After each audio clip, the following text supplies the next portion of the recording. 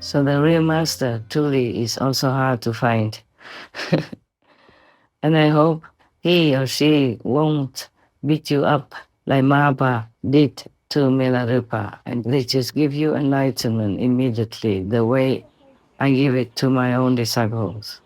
So it depends on your luck, hey? Okay, but the criteria is that you have to see the light of heaven and hear the voice of heaven, the word of God, the teaching of the Buddha directly.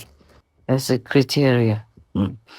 Because if you look for your own religious kind of system, the priest, monk, mullah, imam, prophet, or whatever you name it, then you might be disappointed.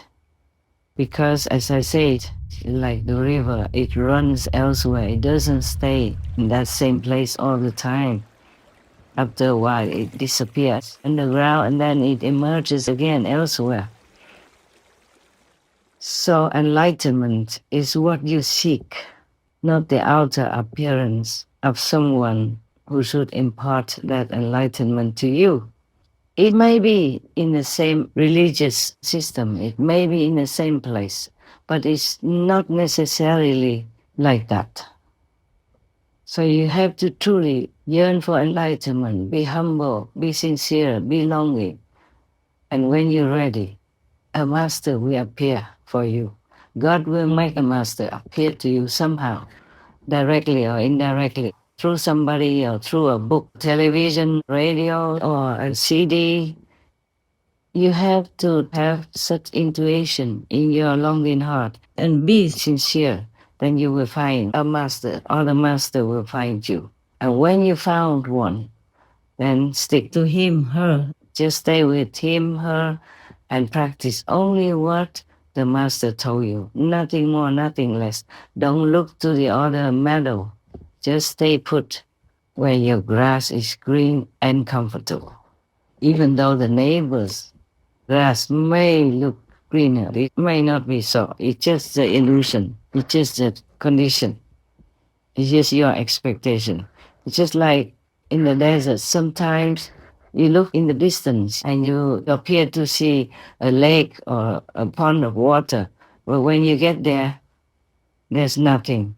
It's because it's just a mirage in the desert, in the hot weather. It is also like that. Sometimes on the road, on the asphalt road, you might see a pond of water ahead, but when you get there, it's all dry, nothing like that. Because I don't write any script in advance, and I also don't have any teleprompter or ghostwriter for me. So whatever I remember, even though it's not in ABC order, please understand. Now we go back to the meditation method or the master who can transfer enlightenment to you with some of his energy to give to you in beginning to boost you. Now, if you think just asceticism, the way the Buddha did, would bring you enlightenment, then you have to think again. It's not like that. Otherwise, why did the Buddha not get enlightenment when he almost starved himself in doing an ascetic method, almost starved himself to death? And he didn't get anything until he woke up and treated things in the middle way, not the extreme way. Then he got enlightenment, got another master, another determination, another type of practice method. Not starving yourself, not punishing yourself. Your body does nothing wrong. The body is the temple of God. We have to respect it, take good care of it so that it can help us to find enlightenment in this lifetime on this earth. It's just like a horse person who carries your cart. You might think he's just an animal person, but without him, your cart cannot go, cannot carry you to somewhere else or carry some of your friends, relatives on the cart that he carries. The horse carries the horse cart. So similarly, the body is very important. Don't ruin it. Don't run after its lowly desire or ego, but take good care of it. understand what it is and use it, respect it. The body is a temple of the Buddha. And in Christianity, they say it's a temple of God, the church of God. So take good care of that. Even the Buddha took up a wrong practice doing asceticism until he almost died.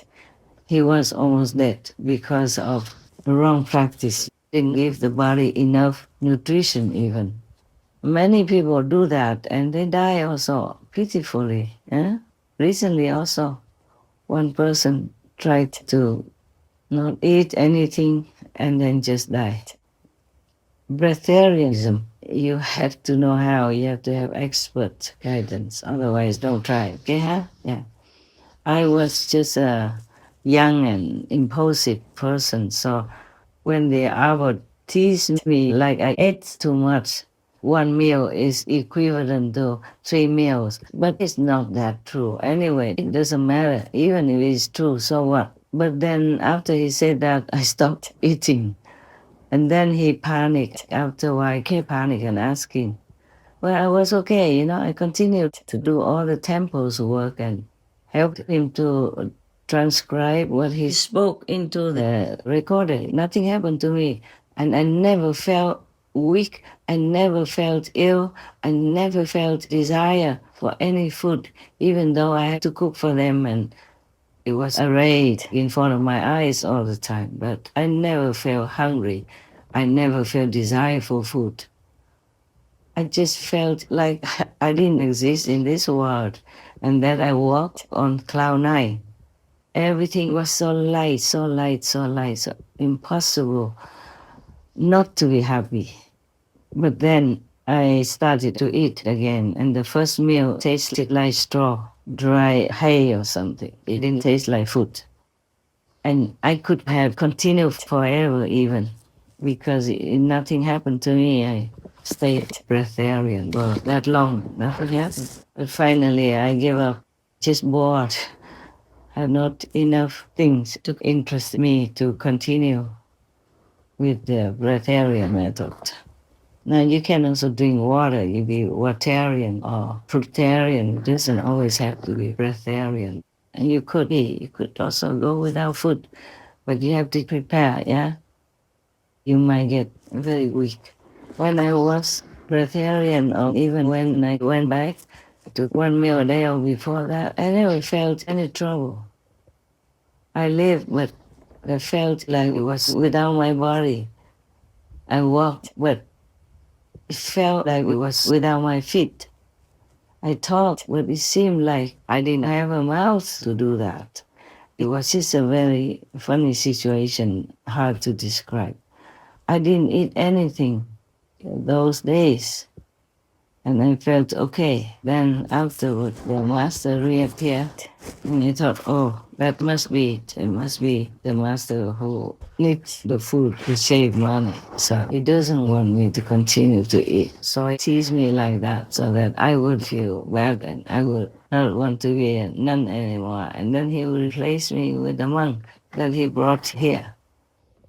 So the 5 extreme ascetic practitioners who were with the Buddha, they were also practicing actually extreme asceticism, like eating only a couple of sesame seeds and drinking only a little bit per day, every day like that.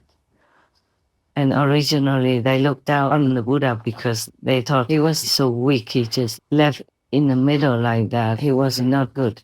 But the Buddha changed a different method and he succeeded in becoming the Buddha. And the other 5 were still attached to this asceticism, believing that that's the way to enlightenment, that's the way for liberation.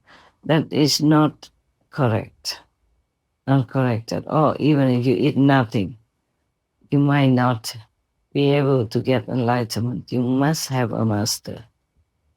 And then practice for a while until you're able to do it yourself. And the master doesn't have to watch you. And the 5 persons who stayed as ascetics didn't get any enlightenment, just more and more frustration and more weight loss, losing the will to continue, and they just were miserable. So, what I mean is that being an ascetic doesn't bring you to Buddhahood, doesn't bring you enlightenment. Only after the Buddha talked to the five, explained to them, expounded to them the religious book in their religion. Then after that, the Buddha probably give them initiation right there. Thus, they became hugely enlightened. That's why they're very thankful to the Buddha. Or the good disciples are thankful to the master because they truly bring them liberation. You see, it's just that after the Buddha taught these five ascetics and taught them the method, then they became also enlightened and followed the Buddha. Otherwise, just the Buddha talk alone is not enough. He has to give some of his bloodline energy to the five persons. Of course, the more initiate in the Buddha's presence, the more karma the master will have to endure. And some masters die because of that. Some die on the spot if some too bad disciples mingle in there or if too many people. But it depends. Some people are already very well established in spiritual sincerity. Then sometimes he meets the master by chance, just as a glance from him, then he will die peacefully and go to heaven instead of hell or wherever lower level that he was supposed to go. Because the master has tremendous power and can bless anyone she likes.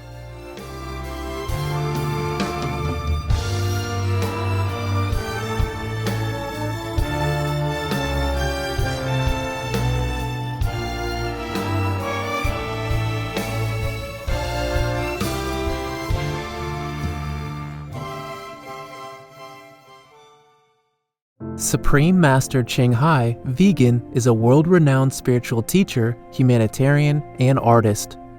To learn more about her compassionate life and teachings, please visit suprememastertv.com/master.